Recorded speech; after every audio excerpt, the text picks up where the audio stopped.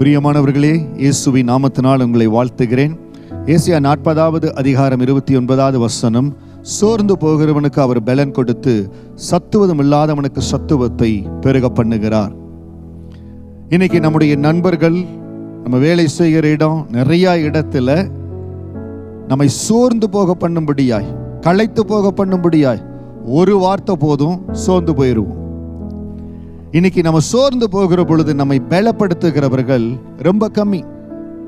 நீங்க நல்லா வந்துருவீங்க, கர்த்தர் உங்களை பலப்படுத்திடுவார், தூக்கி எடுத்துவார் சொல்லுகிற வார்த்தைகள் ரொம்ப கம்மி. ஆனால் நம்மை பலப்படுத்துகிற ஆவியானவர் இன்றைக்கு உங்களுக்கு கொடுக்கிற வார்த்தை, சத்துவத்தை அவர் பெருக பண்ணுவார், உங்கள் பலனை அவர் பெருக பண்ணுவார்.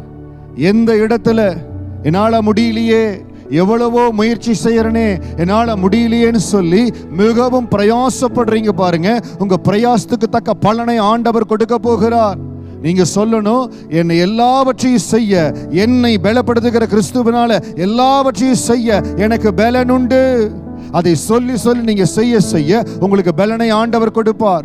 உங்களுக்கு தேவையான ஞானத்தை கொடுத்திருக்கிறார். நீங்க இருக்கிற இடத்துல உங்களை நிலைநிறுத்தும்படியாய், உயர்த்தும்படியான கிருபை உங்க மேல இருக்குது.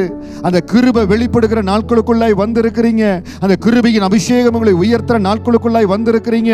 எந்த இடத்துல தானியேலுக்குள்ள கர்த்தர் வைத்த அந்த மகிமையான ஆசீர்வாதம் வெளிப்பட வந்ததோ, அப்பொழுதுதான் சோர்வு, பலவீனம் அந்த மனிதனை அழுத்த ஆரம்பித்தது. தேவ திட்டம் எந்த இடத்துல மகிமையாய் வெளிவருதோ அழுத்த ஆரம்பிக்கும். அந்த இடத்துல தானியேல் சோர்ந்து போகல.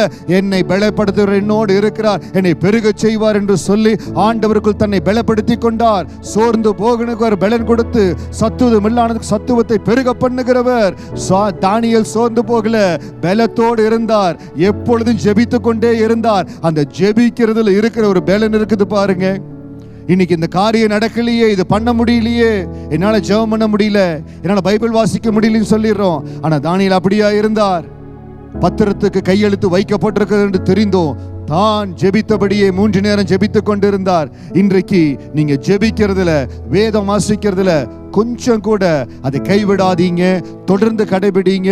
சத்துவத்தை பெருக பண்ணுகிற ஆண்டவர் உங்களை பெருக பண்ணுவார். நீங்க இருக்கிற இடத்துல எந்த காரியத்தை செய்ய முடியல, எந்த காரியத்துல நான் வெளியில வர முடியல, இதுல இருந்து நான் மீள முடியலன்னு சொல்லிட்டு இருக்கிறீங்களோ, அந்த இடத்துல உங்க சத்துவத்தை பெருக பண்ண போறார். உங்கள் தலையை நிமிர்த்த பண்ண போறார். உங்களை சுற்றி இருக்கிறவங்க பார்த்து வியக்கும்படியாய், அதிசயிக்கத்தக்க வகையில ஆண்டவர் உங்களுக்கு பாதைகளை உருவாக்க போறாருங்க.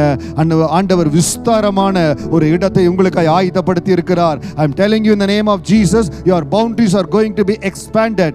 ஆண்டவர் மகிமையான காரியத்தை செய்ய போறார். என்னுடைய வளர்ச்சி தடைபட்டு விட்டது, நான் ஒரு வளர்ச்சிக்குள்ள இது இந்த இடத்துக்குள்ளேயே கட்டுப்படுத்தி நினைக்கிறீங்க பாருங்க, உங்க வளர்ச்சி ஆண்டவர் பெரிதாக்க போறார். You are going to be expanded. உங்க வாழ்க்கையில, உங்க குடும்பத்துல, உங்களுடைய வேலையில, ஊழியத்துல எக்ஸ்பான்ஷன் வருகிறது. Take my word, கர்த்தர் உங்களை பெருக பண்ணுகிறார், அதற்குரிய பலத்தை கொடுக்கிறார். கர்த்தர் திட்டம் நிறைவேறும்படியாய் கர்த்தர் பலன் உங்க மேல கடந்து வருகிறது. தேவன் ஆசீர்வதிப்பார், உங்களை குறைந்து போக விடவே மாட்டார். சத்துவத்தை பெருக பண்ணுகிறவர் உங்களோடு கூட இருக்கிறார். He is along with you. உங்களை பலப்படுத்துவார், ஆசீர்வதிப்பார். God bless you.